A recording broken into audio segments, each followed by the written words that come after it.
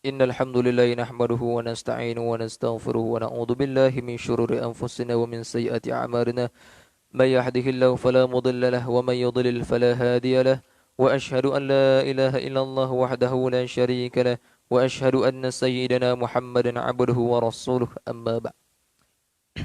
Alhamdulillah, sambung lagi hadis berkenaan ikram muslimin, akhlak yang mulia. Hadis-hadis Nabi sallallahu alaihi wasallam.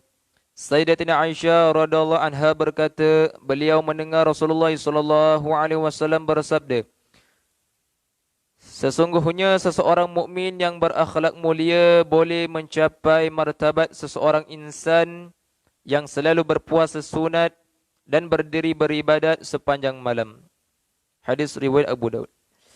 Diulangi, Sayyidatina Aisyah radhiyallahu anha berkata, beliau mendengar Rasulullah sallallahu alaihi wasallam bersabda, sesungguhnya seseorang mukmin yang berakhlak mulia boleh mencapai martabat seseorang insan yang selalu berpuasa sunat dan berdiri beribadat sepanjang malam.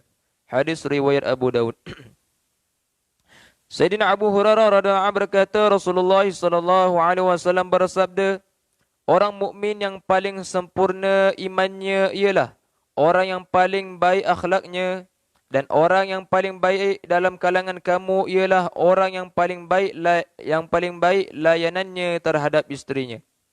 Diulangi, Sayyidina Abu Hurairah radhiyallahu anhu berkata, Rasulullah sallallahu alaihi wasallam bersabda, orang mukmin yang paling sempurna imannya ialah orang yang paling baik akhlaknya, dan orang yang paling baik dalam kalangan kamu ialah orang yang paling baik layanannya terhadap istrinya.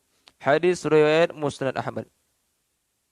Sayyidatina Aisyah radhiyallahu anha berkata, Rasulullah sallallahu alaihi wasallam bersabda, antara orang yang paling sempurna imannya ialah orang yang paling baik akhlaknya dan yang paling berlemah lembut dengan keluarganya.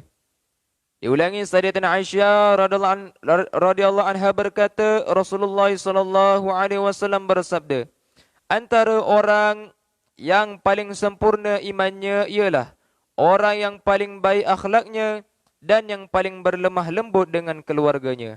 Hadis riwayat Tirmizi.